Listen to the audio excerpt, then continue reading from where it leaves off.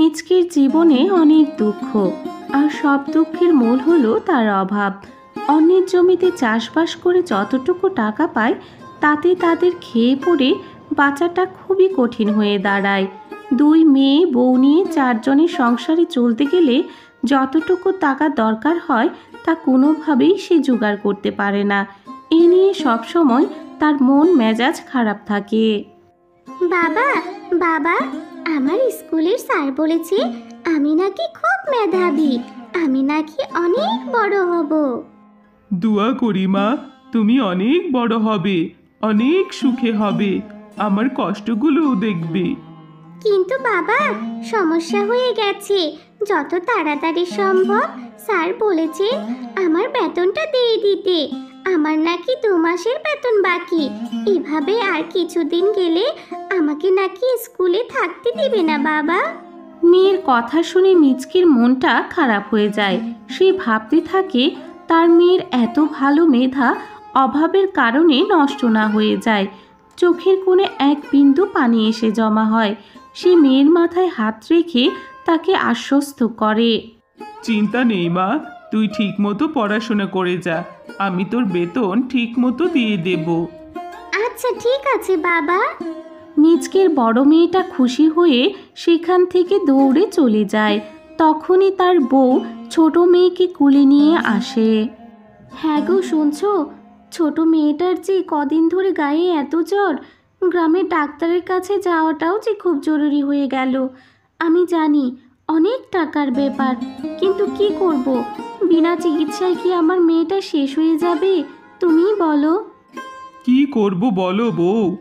তারপরও তুমি চিন্তা করো না, আমি দেখছি কি করা যায়। তুমি মেয়েটার উপর একটু খেয়াল রেখো।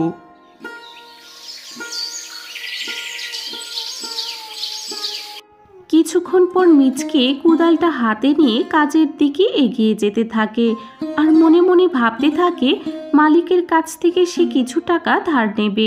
প্রয়োজনে সে আরও বেশি সময় খেতে কাজ করে দেবে, কিন্তু টাকাটা তার খুবই দরকার। এইসব ভেবে সে মালিকের কাছে গেলেও মালিক তাকে টাকা না দিয়ে আরও তাকে কটু কথা শুনিয়ে দেয়। ছোট লোক বলে গালাগাল দেয়। মালিকের কথা শুনে মিচকির মনটা খুব খারাপ হয়। কখনোই মালিক তাকে তার প্রাপ্য টাকা দেয় না। সেই টাকাটাও যদি দিত তাও মিচকির একটু সাহায্য হতো। একরাশ দুঃখ নিয়ে মিচকে বাড়িতে ফিরে আসে। ইস, মানুষটাকে নিশ্চয়ই আজও ওই বজ্জাত মালিকটা অনেক কথা শুনিয়েছে। হে আল্লাহ, তুমি কি আমাদের দিকে চোখ তুলে তাকাবে না? একটু তো সাহায্য করো। আমরা কি এমন পাপ করেছি তোমার কাছে? এমন সময় বাইরে থেকে অনেক ডাকাডাকির আওয়াজ শোনা যাচ্ছে। কে যেন মিচকের বউকে ডাকাডাকি করছে।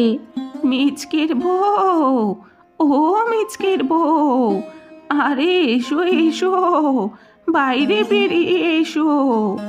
কে কে আপনি? এত ডাকছেন কেন? ও, বুঝেছি, সাহায্য লাগবে। কিন্তু বিশ্বাস করুন, আপনাকে কি সাহায্য করব? আমরা নিজেরাই দুবেলা খেতে পারছি না। সাহায্য চাইতে আসিনি রে বউ, তোকে একটা জিনিস দিতে এসেছি। বাইরে বেরিয়ে আয়।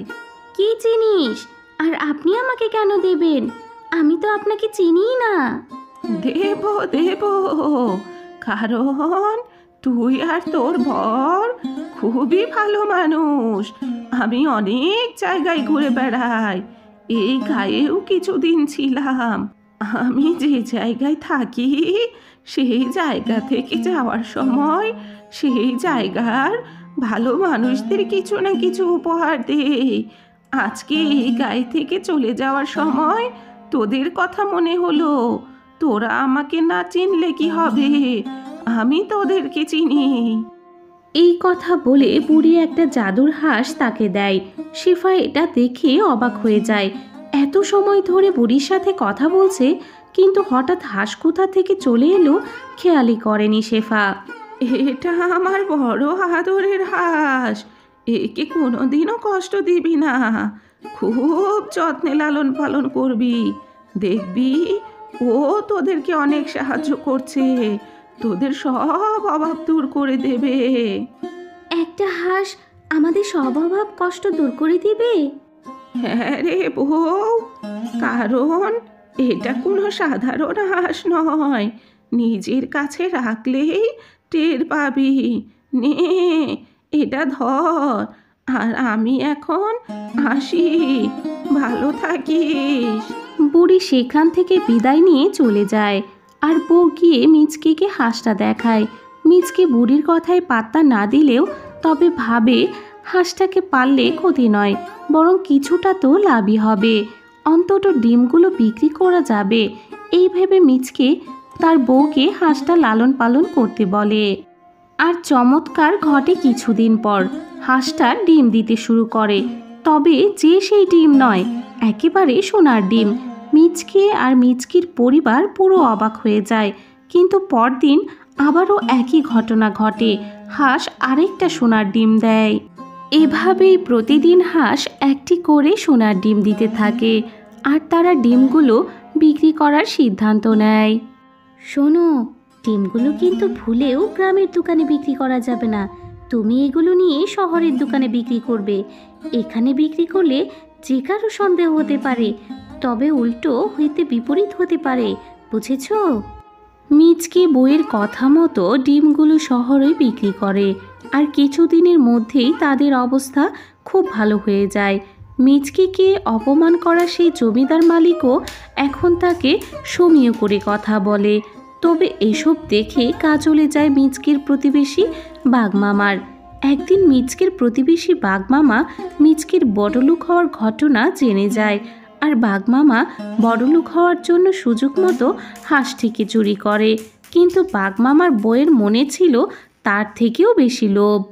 এই হাঁসটা যদি প্রত্যেক দিন একটা করে সোনার ডিম দেয়, তার মানে এই হাঁসটার পেটে কতগুলো সোনার ডিম আছে। যদি একবার এই হাঁসটার পেটটা কাটা যেত, তাহলে তো সব ডিম বের করে একেবারে বড়লোক হওয়া যেত। আমার স্বামীটা যে কেন এত বোকা, এটাকে এনে রেখেছে কাল ডিম দেবে বলে। সে তো বাইরে গেছে, ভালোই হয়েছে। এই ফাঁকে হাঁসটার পেটটা কেটে আমি সব ডিম বের করে নেব। বেশি ডিম পাওয়ার আশায় বাঘিনী একটি ছুরি দিয়ে হাঁসের পেট কেটে ফেলে। হাঁসটি যন্ত্রণায় ছটফট করে মারা যায়, কিন্তু ভেতরে কোনো ডিম পাওয়া যায় না। হায় হায়, এ কি হয়ে গেল? লোভে পড়ে আমি কি করে ফেললাম? আমি সোনার ডিম পাড়া হাঁসটাকে মেরে ফেললাম। এখন আমি কি করে স্বামীকে মুখ দেখাবো? এমন সময় বাঘমামা বাড়ি ফিরে আসে। হাঁসটিকে মৃত অবস্থায় দেখে সেও হাহাকার করে। তাদের চিৎকার আর কথাবার্তায় পুরো গ্রামবাসী সেখানে চলে আসে। মিচকে আর তার বউও সেখানে চলে আসে। তারা বুঝতে পারে তাদের প্রিয় হাঁস আর নেই, লোভের বলি হয়েছে সে। আর যারা লোভ করেছিল তাদেরও সব হারিয়েছে।